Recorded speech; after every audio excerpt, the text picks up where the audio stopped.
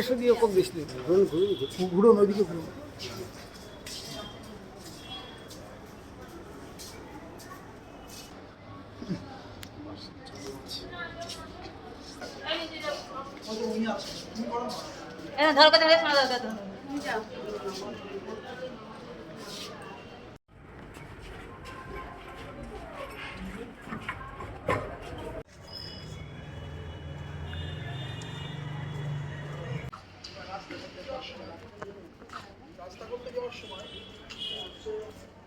দেখুন কিভাবে একজন বয়স্ক মানুষ, ওনার অপরাধ, উনি বুথ সভাপতি, দেখুন মেরে মাথা ফাটিয়ে দিয়ে ঝরঝর